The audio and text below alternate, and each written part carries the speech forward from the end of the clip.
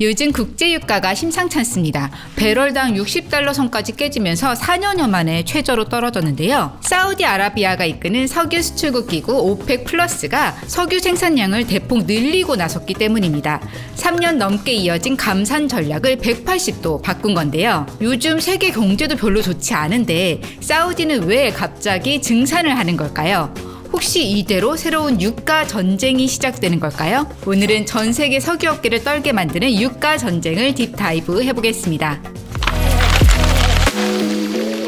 지난 5월 5일 국제유가의 기준이 되는 브렌트유 가격이 배럴당 60달러로 떨어졌습니다. 미국의 서부 텍사스산 원유 가격도 57달러를 기록했고요. 배럴당 80달러 안팎이던 올해 초와 비교하면 넉 달 만에 25%나 급락한 건데요. 이런 급락은 보통 수요보단 공급 때문이 큽니다. 즉 오펙 플러스가 석 달 연속 원유 생산량을 늘렸기 때문인데요. 하루 생산량을 4월엔 13만 8천 배럴, 5월엔 41만 1천 배럴을 늘리기로 했고요. 6월에도 41만 1000배럴 추가 증산을 발표합니다. 석 달 만에 하루 100만 배럴의 생산량이 추가된 건데요. 요즘 세계 경제는 트럼프 관세 충격으로 불확실성이 커지면서 분위기가 좋지 않죠. 그런데 이런 상황에서 이렇게 공급을 왕창 늘려서 유가를 끌어내린다? 카르텔의 존재 이유는 자고로 가격 상승이잖아요. 도대체 왜 반대로 가는 걸까요? 오펙 플러스를 이끄는 리더 사우디아라비아의 사정을 들여다보면 알 수 있는데요. 크게 두 가지 이유입니다. 먼저 회원국 기강 잡기. 지난 3년여 동안 오펙 플러스 23개 회원국은 하루 600만 배럴의 감산을 유지해왔습니다. 이 중 사우디가 가장 크게 200만 배럴을 감산했고요. 그런데 생산량 줄이기로 약속해놓고 이걸 어기는 얌체 국가가 있었던 거죠. 바로 이라크와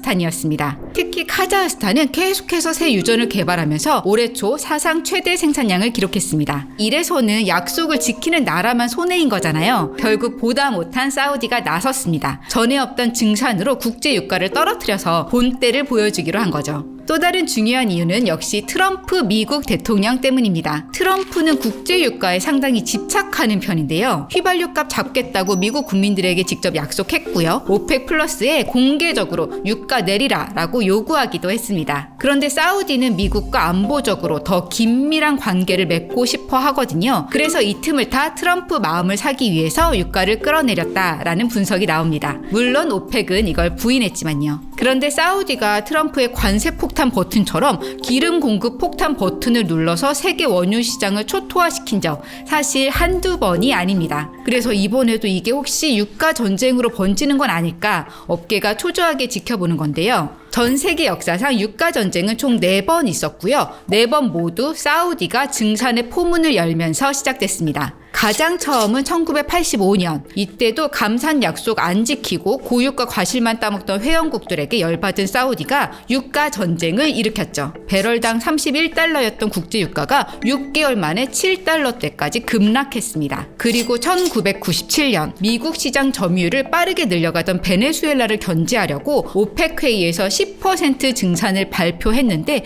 바로 아시아 금융위기가 터지고 맙니다. 아시아 신흥국의 석유 수요가 굳건할 줄 알았던 사우디의 오판이었죠. 배럴당 20달러였던 국제유가가 10달러로 반토막 났습니다. 2014년 이때 사우디의 타깃은 미국이었어요. 셰일 혁명 때문에 미국에서 석유 생산량이 너무 빠르게 늘어나니까 오펙 회원국만으로는 유가를 떠받칠 수가 없었던 거죠. 그래서 러시아에게 같이 감산하자고 했는데 러시아가 이걸 거부하자 사우디 석유 장관이 유가가 20달러 돼도 오펙은 생산량을 안 줄일 거다라며 유가 전쟁 돌입을 선언했어요. 그리고 진짜로 배럴당 100달러를 넘었던 유가가 20달러대까지 급락했죠. 미국 석유 기업이 100곳 넘게 파산 신청을 했을 정도로 피바람이 불었습니다. 그리고 마지막으로 2020년 3월 약 한 달간 짧고 굵은 유가 전쟁이 벌어집니다. 이때도 러시아가 감산을 거부했고요. 그러자 사우디가 그럼 우리 증산한다? 라고 선언했어요. 국제유가가 하루 만에 25% 폭락했고요. 2020년 초에 배럴당 60달러였던 유가가 3개월 만에 20달러 선까지 떨어집니다. 코로나로 석유 수요가 급감한 와중에 증산이라니까 완전히 치킨 게임이었죠. 결국 보다 못한 트럼프 당시 미국 대통령이 빈살만 사우디 왕세자에 전화해서 감산 안 하면 미국 군사 지원 철회할 거야? 라고 협박했고요. 러시아와 사우디가 감산 합의에 이릅니다.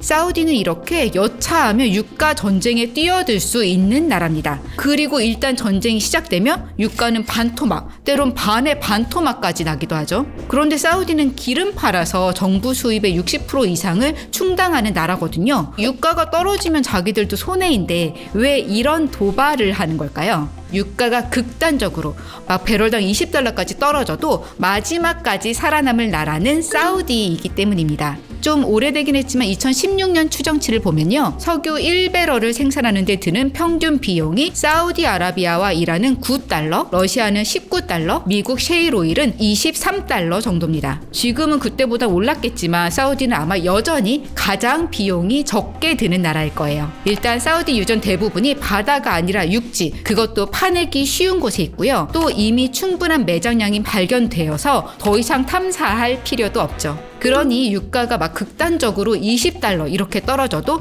사우디는 손해볼 일 없이 계속 석유를 파낼 수 있는 겁니다. 대신 미국이나 다른 경쟁 산유국은 팔수록 손해니까 생산이 중단되겠죠. 그럼 설마 이번에도 유가 전쟁이 벌어지는 걸까요? 일단 전문가들은 국제 유가 전망치를 일제히 내리기 시작했습니다. 올해 글로벌 IB가 제시한 브렌트유 평균 가격은 배럴당 60에서 66달러 정도고요. 내년에 56에서 60달러로 더 낮아질 거라고 보고 있죠. 물론 유가는 전문가들도 잘 못 맞추긴 합니다. 불과 1년 전만 해도 막 배럴당 100달러 간다 이런 얘기했던 기억이 생생하니까요. 어찌됐든 현재로선 유가 하락을 유력하게 점치고 있고요. 가장 큰일 난 건 미국 석유 업계입니다. 텍사스 퍼미안 분지 유전 중엔 손익분기점이 배럴당 60달러가 넘는 곳도 많거든요. 이런 곳 개발은 올스톱 되고 있는 거죠. 그러다 보니 미국 석유 생산량이 지금 피크다. 앞으로 오히려 줄어들 거다. 이런 관측도 나오는 거고요. 러시아도 걱정이 커졌습니다. 우크라이나 전쟁 자금 이게 다 석유 팔아서 번 돈으로 충당해 온 거거든요. 올해도 유가가 70달러쯤 될 거라고 믿고 국방 예산을 잔뜩 늘려놨는데요. 최소 수십조 원 정도가 구멍나게 생긴 겁니다. 러시아 정부는 그렇다고 해서 국방 지출을 줄이진 않을 거다라고 큰 소리 치고 있는데요. 이렇게 유가 하락이 더 심해지고 장기화되면 푸틴 대통령도 휴전을 고민하게 될 수 있다. 이런 관측도 나옵니다. 그리고 당연히 사우디아라비아도 압박이 만만찮습니다. 사우디는 그동안 벌여놓은 일이 많죠. 2029년 동계아시안게임, 2030년 엑스포, 2034년 월드컵까지 돈 잡아먹는 사업이 줄줄이 예정돼 있는데요. 재정은 이미 적자고 유가 하락으로 그 적자 폭이 더 커질 겁니다. 물론 사우디는 신용등급도 좋고 국가 부채 비율도 30%밖에 되지 않아서요. 정부가 빚을 더 내서 메울 수는 있습니다. 그래도 마냥 빚을 늘릴 순 없으니까 아낄 건 아끼면서 허리띠를 졸라매야겠죠. 그래서인지 미래형 도시를 건설하는 초대형 신도시 사업 네온 프로젝트를 재검토한다 이런 얘기도 나옵니다. 우리나라는 산유국이 아니라서 걱정할 게 없으니까 마음이 편하긴 한데요. 그래도 하나 알아두실 게 있습니다. 원유 시장에서 호황과 불황, 고유가와 저유가의 반복은 일상이란 거죠.